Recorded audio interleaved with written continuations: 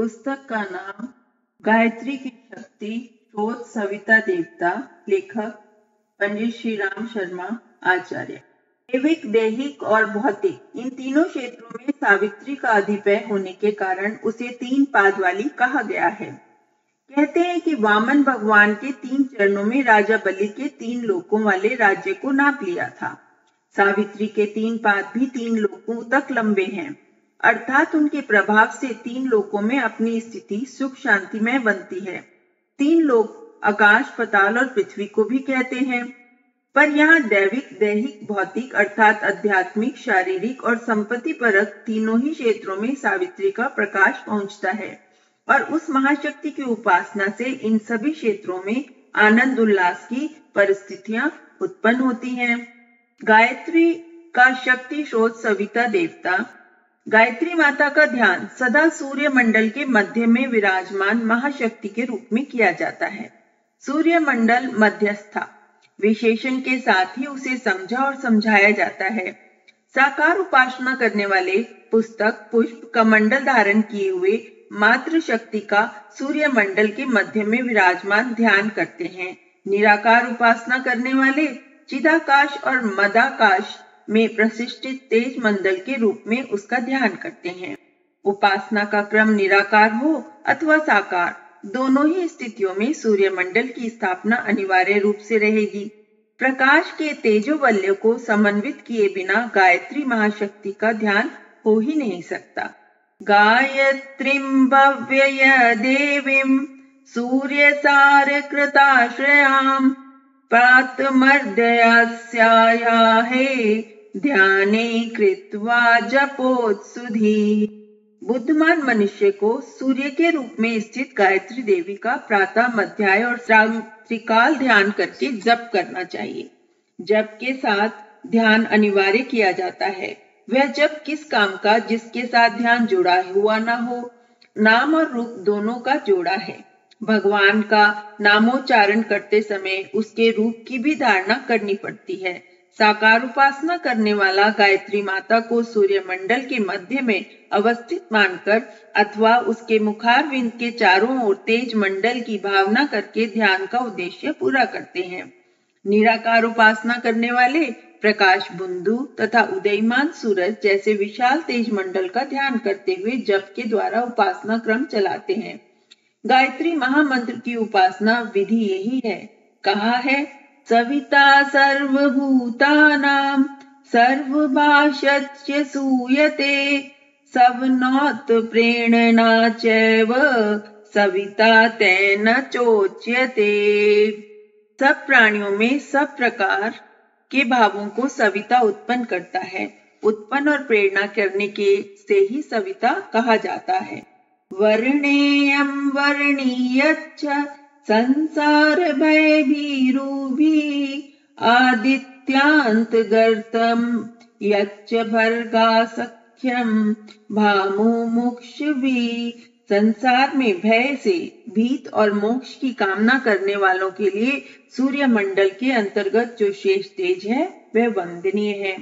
देवस्य सवितुर्च यच्च भर्गमन्तर्गतं विभुं ब्रह्मवादिनीयेवाहुर्वर्णयं तच्च धीमहि।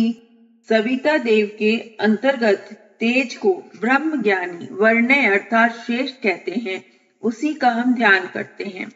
संध्या योग में इसका और भी अधिक स्पष्टीकरण किया गया है और बताया गया है कि जिस भावना का हम ध्यान करते हैं वह मन को एकाग्र करने के लिए कोई प्रकाश गोलक मात्र नहीं है, वरन वह परम तेजस्वी परमात्मा है जो हमारी बुद्धि, अंतःचेतना, भावना और आस्था को सन्मार्ग की ओर प्रेरित करता है। चिंतयामो वयं भर्गो धियो यो न प्रचोदयात् धर्मार्थ काम मोक्षेषु बुद्धिवृत्ति पुनः पुनः।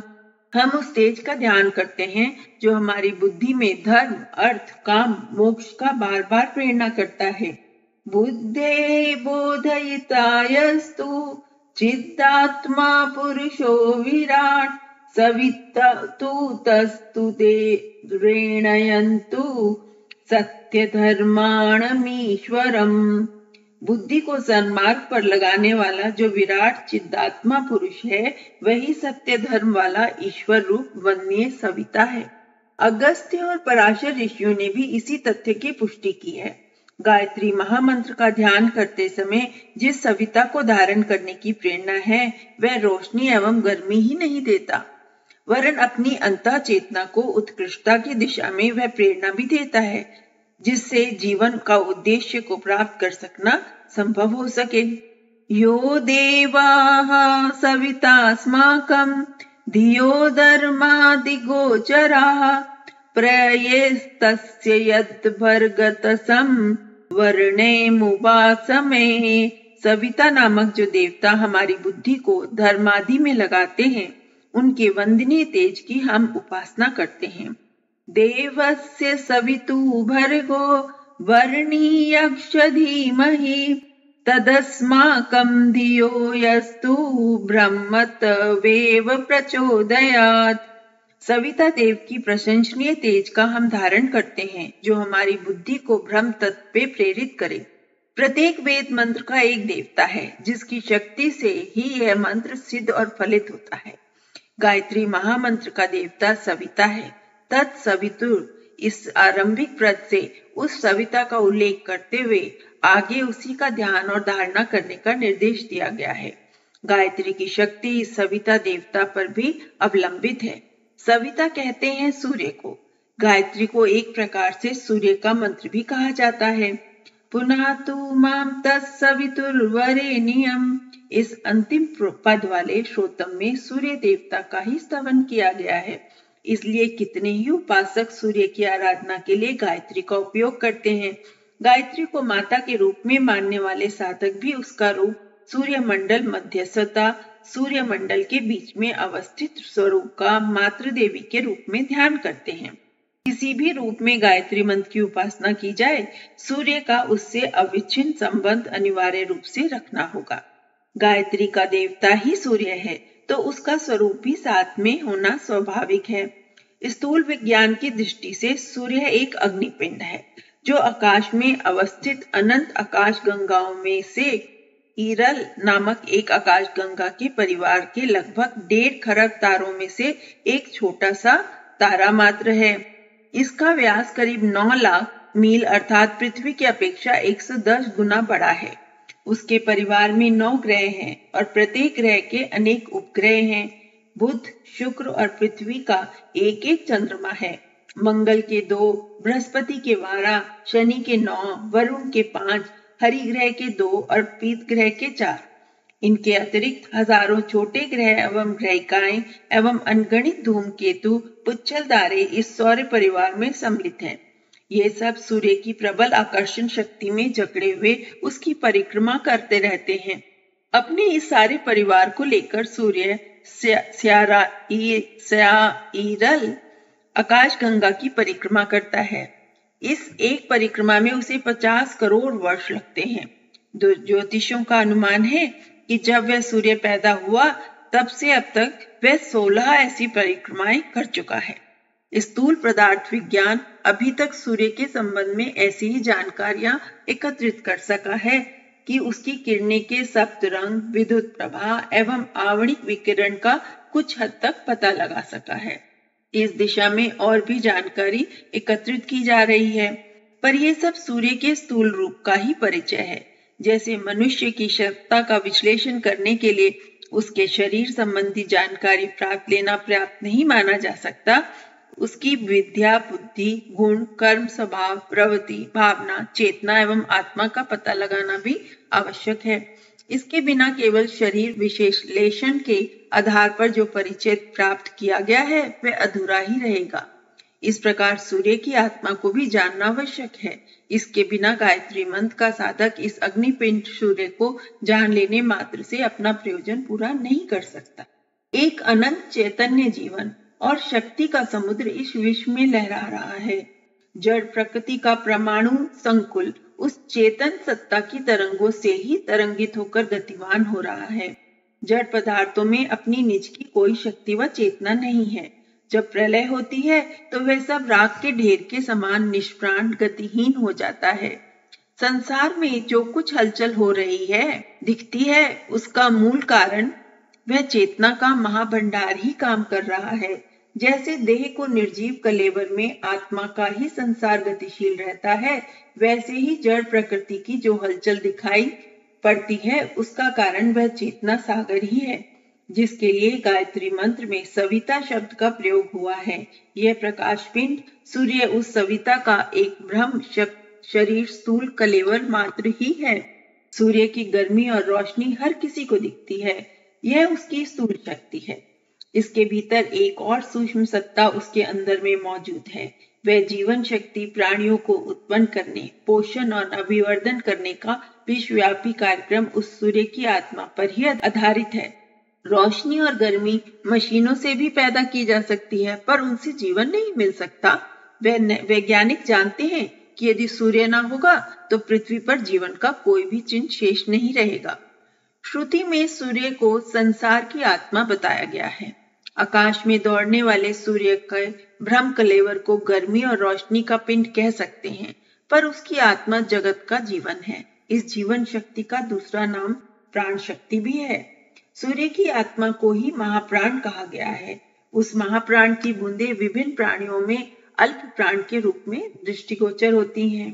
गय कहते हैं प्राण को, त्री कहते हैं त्राण, उद्धार उत्थान करने वाले को। प्राण शक्ति का उत्थान करने वाली विद्या को गायत्री कहा जाता है। अपने देवता सविता से गायत्री मंत्र में प्राण शक्ति अभिप्रेत होती है और उसी का एक अंग अपने में धारण करके गायत्री उपासक अपने आप को धन्य बनाता है। सूर्य के माध्यम से प्रस्फुटित होने वाला महाप्राण परम ब्रह्म परमात्मा का वह अंश है जिसने इस विश्व ब्रह्मांड का संचालन होता है। एक से अनेक बनने का ब्रह्म संकल्प ही महाप्राण बनकर फूट पड़ा है। यह निर्झर जिस दिन तक झर रहा है उसी दिन तक सृष्टि है। जिस दिन परम प्रभु उसे संकल्प में समेट लेंगे उसी दिन महाप्राण शांत हो जाएगा और फिर महाशून्य के अतिरिक्त और कुछ भी शेष न रहेगा।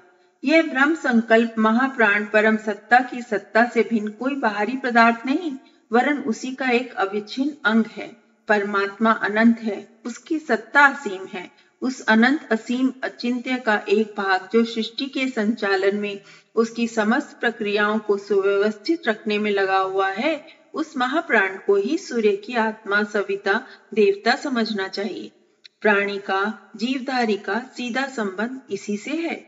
जीव और ब्रह्म और आंतरिक सुव्यवस्था के लिए, प्रगति और शांति के लिए परम ब्रह्म को महाप्राण सत्ता को अधिकाधिक मात्रा में उपलब्ध करना प्राणी के लिए अभिष्ट होता है। इसी प्रयोजनों की पूर्ति के लिए गायत्री महामंत्र द्वारा सविता देवता की उपासना की जाती है। यह भ्रम नहीं रहना चाहिए कि गायत्री महाशक्ति की यह इस अग्निपिंड सूर्य में अवलंबित है। यह तो रोशनी और गर्मी मात्र है। यह सब तो बिजली की मशीनों से भी प्राप्त किया जा सकता है। इतने मात्र के लिए किसी उपासना की क्या आवश्यकता थी? गायत्री सूर्य की आत्मा सविता शक्ति के साथ उपासक को संबंधित करती है, जिसके द्वारा वे परम ब्रह्म महाप्राण को अपने शरीर और अंतःकरण में आवश्यक मात्रा में धारण करके लौकिक सुख एवं आत्मिक शांति को अनुभव करता हुआ जीवन के परम लक्ष्य को प्राप्त करता है। ये महाप्राण जब शरीर क्षेत्र में अवतीर्ण होता है तो आरोग्य, आयुष्य, तेज, ओज, बल, उत्साह, स्फूर्ति, पुरुषार्थ, इंद्रिय शक्ति के रूप में दृष्टिगोचर होता है। जब वह मन क्षेत्र में अवतीर्ण होता है तो उत्साह, स्फूर्ति, प्रफुल्लता, साहस, एकाग्रता, स्थिरता, धैर्य, संयम आदि सद्गुणों के रूप में देखा जा सकता है। जब उसका अवतरण आध्यात्मिक क्षेत्र में होता है तो त्याग, तप, श्रद्धा, विश्वास, दया, उपकार, प्रेम, विवेक आदि के रूप में देखा जा सकता है। तीनों ही क्षेत्र में उस महाप्राण से जैसे तैसे बढ़ते जाते हैं, वैसे ही मनुष्य अपूर्णता से पूर्णता की ओर, लघुता से विभुता की ओर, तुच्छता से महानता की ओर बढ़ने लगता है। आत्म कल्याण का लक्ष्य प्राप्ति का यही मार्ग है। गायत्री द्वारा सविता देवता को, महाप्राण को उपलब्ध करने का प्रयोजन ही यही है। सविता देवता यद्यपि सूर्य का दूसरा ही नाम है, पर यह भली प्रकार समझ लेना चाहिए कि जो अंतर शरीर और आत्मा का है वही सूर्य और सविता का है। गायत्री महामंत्र का देवता सूर्य वही महाप्राण है। उसका स्पष्टीकरण शास्त्रों ने स्थान स्थान पर विस्तार पूर्वक किया है। या सावदित्ये पुरुषा सो सावहम, जो सूर्य है सो मैं हूँ। प्राणो व अर्कः, प्राण ही सूर्य है। सा एव वैश्वानरो विश्वरूपः प्राणाग्निरुदयते, सूर्य के उदय होने से सारे विश्व में प्राण अग्नि का संचार होने लगता है। सहस्त्र रश्मिः सतता वर्तमाना प्राणा प्रजानामुदयते एषः सूर्यः, प्राण ही सहस्त्र रश्मियों वाला सैकड़ों प्रकार की वर्तमान प्रजा को उत्पन्न करने वाला सूर्य है। यो वसोतपन्नुदेति सा सर्वेषां भूतानां प्राणानां दतोदेति, इस सूर्य से ही सभी प्राणियों का प्राण प्राप्त होता है। आदित्यो हवे ब्रह्मः प्राण उदयते शोहनम् चाशुषं प्राणम अनुगृहान, ब्रह्म जगत में यह प्राण आदित्य रूप होकर दशों दिशाओं में विद्यमान है। विश्वरूपम हरिणं जातवेदसं पर्याणं ज्योतिरेकं तपन्तं सहस्ररश्मिः शतधा वर्तमानः प्राणः प्रजानमुद्यतेषः सूर्यः, विश्वरूप व्यापक सर्वाधार प्रकाशवान तत्व किरणों वाला यह सूर्य समस्त जीवों का प्राण होकर उदय होता है। सूर्यात् भवन्ति भूतानि सूर्येण पलितानि तु सूर्यलयं प्राप्नुवन्ति यः सूर्य सोहमेव च, सूर्य से ही प्राणी उत्पन्न होते हैं, उसी से उनका पालन होता है, उसी में उनका लय होता है। जो सूर्य है सो ही मैं हूँ। गायत्री के देवता सूर्य विश्व के जीवन का, ज्ञान और विज्ञान का केंद्र है। अन्य समस्त देवी शक्तियों का केंद्र भी वही है। चारों वेदों में जो कुछ है वह सब भी इस सविता शक्ति का विवेचना मात्र है। तप, श्रद्धा और साधना द्वारा योगी जन इसे प्राप्त करने में संलग्न रहते हैं। नाम रूप सुविधा अनुसार कोई भी माना जाए, पर वस्तुतः ये सविता देवता ही सबका उपास्य है। उसी को प्राप्त करने के लिए प्रत्येक साधक को प्रयत्नशील रहना पड़ता है। देखिए, उद्दंतं वदित्यामग्निनरनु समारोहति शुश्रम्भ्रः सूर्यरश्मि चंद्रमा गंधर्वः, इस सूर्य के अंतर्गत ही अग्नि, शुष्म्र, चंद्र और गंधर्व आते हैं।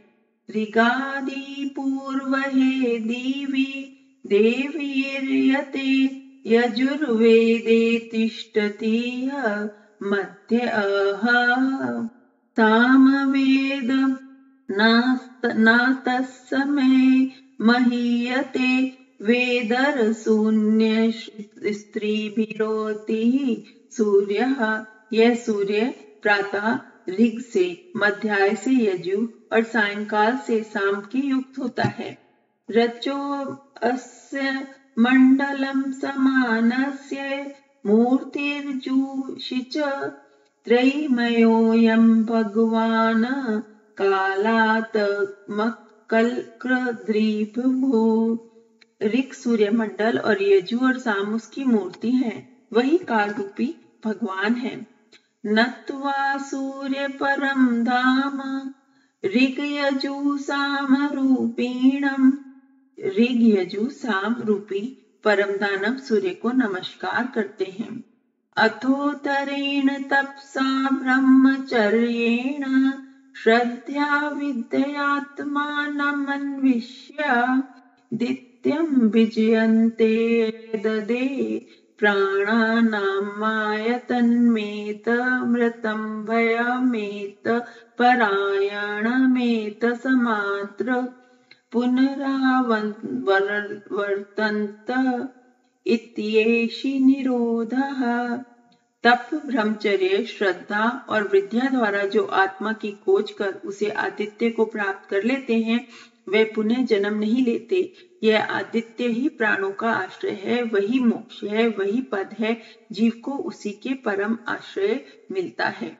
भवतं भूतं भविष्यं च जंगमस्तावरं च यत् अस्येकं सूर्यमेवेकं प्रभं प्रलं विदुः असत्तशच्चेव योनिरेषा प्रजापतिः तत्क्षरं चाव्ययचं यच्चेतद् ब्रह्म शाश्वतम् कृत्वेव हि त्रिधात्मानमेषु लोकेषु तिष्ठति वेदान् यथं सर्वान् निवेश्य स्वेषु रश्मिषु। जो जड़ चेतन पदार्थ इस संसार में अब मौजूद है, भूतकाल में थे या भविष्य में होंगे, वे सभी सूर्य से उत्पन्न हुए और उसी में लीन होते हैं।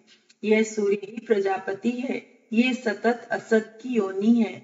अक्षर अव्यव्य शाश्वत ब्रह्म यही है। यह तीनों लोकों में व्याप्त है। समस्त देवता इसी की किरणें हैं। आदित्योऽधिधृत्वावता प्रसूत्या सूर्य उच्यते परम ज्योतिः तमपारे सूर्यं सवितेति च। वह समस्त जगत का आदि कारण है, इसलिए उसे आदित्य कहते हैं। सबको उत्पन्न करता है, इसलिए सविता कहते हैं।